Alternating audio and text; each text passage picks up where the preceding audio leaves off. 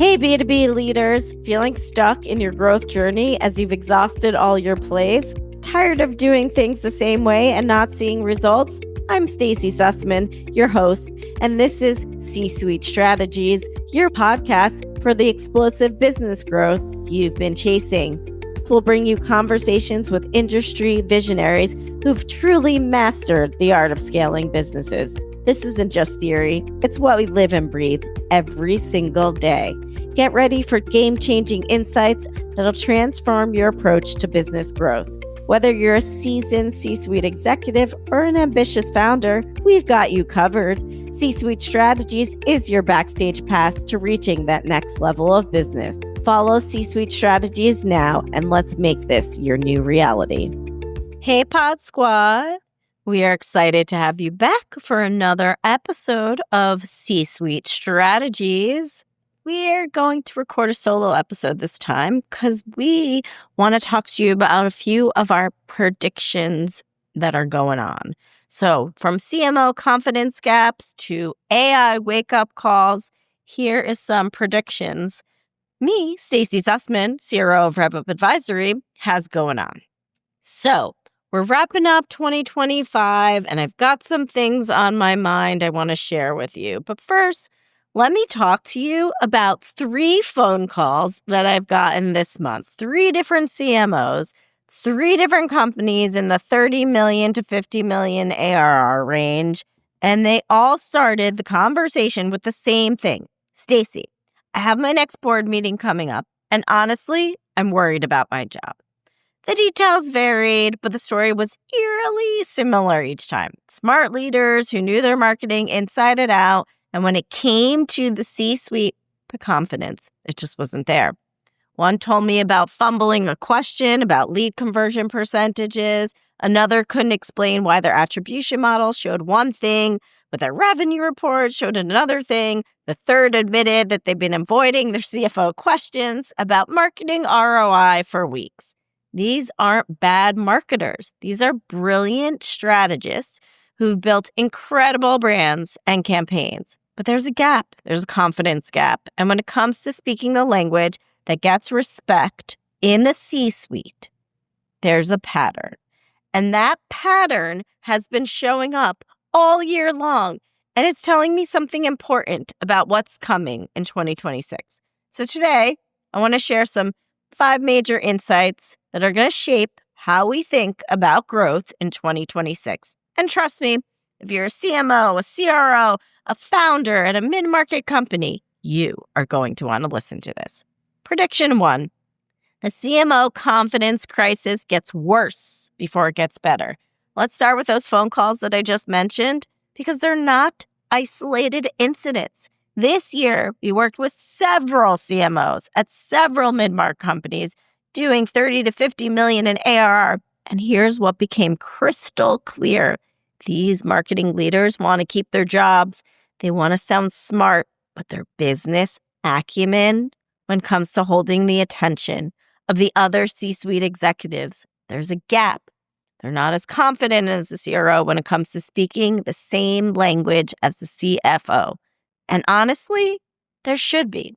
Here's what's happening. CMOs grew up in a world where marketing was a completely different beast. You focused on brand, messaging, ICP development, campaigns. But now, marketing has evolved.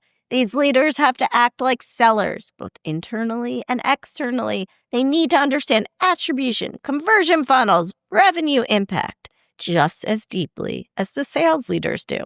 The problem is, nobody taught them how to create these financial narratives. These marketers who suddenly need to be revenue storytellers are stumped. And I think this confidence is just going to get worse in 2026. Why? Because the stakes are getting higher. Boards want more accountability. Founders want clear ROI. CFOs want better attribution models. And here's the thing, and this is where us at RevUp Advisory comes in. There's no reason these brilliant marketers can't bridge this gap. It's become my mission, our mission, to level up CMOs who want to work with us, who's at the right stage of revenue, and who's passionate about this transformation. Because I truly believe that CMOs who mastered this language, they're going to be the ones driving growth in 2026 and beyond. Prediction 2, marketing attribution becomes non-negotiable. Hear me out. Speaking of that revenue language, let's talk about marketing attribution. This is something I've been preaching all year long, and I'm going to keep saying it. Understanding your attribution model is what separates good companies from great companies. And here's what I mean by that. You need to understand every single channel you're running from a P&L standpoint in marketing. How do these channels convert leads in your organization? How are those leads flowing through your funnels? And critically, how are they booking as close won or close loss revenue?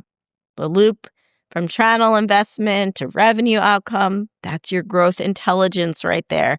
I've seen too many marketing leaders who can tell you their click-through rates, their cost per lead, even their MQLs, marketing qualified leads, but ask them about revenue attribution by channel. Ask them which campaigns are driving closed businesses. Subpar answers or just crickets. In 2026, that is not going to fly anymore. CFOs are getting more sophisticated. They want to see the data. They want to see the math. They want to understand we're spending $50,000 a month on paid social when only 3% of that budget is driving actual revenue. The proof is in the math pudding. The companies that figure this out, that build the clean attribution models, that speak confidently about their revenue loops, those are the companies that are going to scale efficiently while their competitors waste budgets on vanity metrics. Prediction 3, the AI reality check is coming. Let's talk about our favorite topic, AI. And here's where I'm going to get brutally honest with you, Pod Squad. Everyone is talking about agentic AI. Everyone is talking about how AI is going to transform their business. But when I actually speak for specific use cases of how they're using AI, the answers are elementary. It's fascinating to me to see how many tech-forward leaders are now talking a big game about AI. And when you dig into their actual implementation, they're barely scratching the surface. And why do I know this? Because we're deep in AI at RevUp Advisory.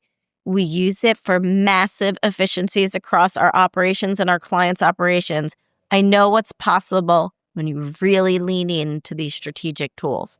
But most companies, they're using ChatGPT to write emails and maybe clean up some copywriting. That's like buying a Ferrari and only driving it around your neighborhood. Here's my prediction for 2026. We're going to see a massive reality check in the AI space. The companies that have been talking the biggest game, but doing the least actual implementation, they're going to get lapped by organizations that have just been quietly building AI into their core processes. The gap between the AI talkers and the AI doers is going to come painfully obvious. And honestly, your minds are about to be blown by what's actually possible when you stop treating AI like a fancy email writing assistant and start treating it like a business transformation tool. Prediction 4, lean operations meets process obsession. Here's another trend I've been watching closely. Companies are getting leaner, but they're getting smarter about it. 2025 was the year people started looking at their teams and their budgets with a more critical eye, and I think this trend continues hard into 2026, especially for mid-market companies we work with at RevUp Advisories. Founders are going to cut inefficiencies, but they're going to heavily invest in the 3 areas we personally know and love: processes, standard operating procedures, and technology. And you know what? That doesn't scare us. That's exactly how we like to work with organizations. Because here's the thing about getting lean. If you just cut people without fixing processes, you're setting yourself up for business chaos. But if you invest in bulletproof processes, clear SOPs, standard operating procedures, and the right tech stack, you can actually do more with fewer people. We're going to see a lot of mid-market companies realize that their biggest bottleneck isn't head count. It's operational clarity. They've been scaling with duct tape and Band-Aid solutions, and now they need to build systems that actually support growth. The companies that figure this out, that invest in operational excellence while trimming fat, those are the ones that are going to come out of 2026 stronger and more scalable than ever. Prediction 5, the consulting evolution gets real. And finally, let's talk about that. What's going on there in the service space? The evolution of consulting and technical roles. There's this growing conversation about whether technical folks might be at risk of what AI can do with predictive modeling, BI tools, and data analysis. And honestly, I think it's going to be fascinating to see where the consulting world adapts. But here's the reality. Businesses still want people helping them. They want strategic thinking. They want experience. They want someone who can connect the dots between the data and the business outcomes. They don't want wasteful costs. They don't want to pay premium rates for work that can be automated or streamlined with better tools. So the consultants and technical experts who are going to thrive in 2026, they're the ones who figure out how to combine human insight experience with AI efficiency. They're going to be the ones who can deliver better outcomes faster, not just charge more for the same old approaches that frankly don't even work. It's going to separate the consultants who add real strategic value from the ones that are just expensive task doers. So there you have it, my pod squad, my 5 big predictions for 2026. From CMO confidence gaps to AI reality checks, from lean operations to consulting evolution. But here's the thread that connects all of these. The companies that are going to win in 2026 are the ones that stop avoiding hard truths and start building real capabilities. Whether that's a CMO finally mastering revenue attribution, a founder implementing AI strategically instead of superficially, or an organization investing in process instead of just adding another headcount.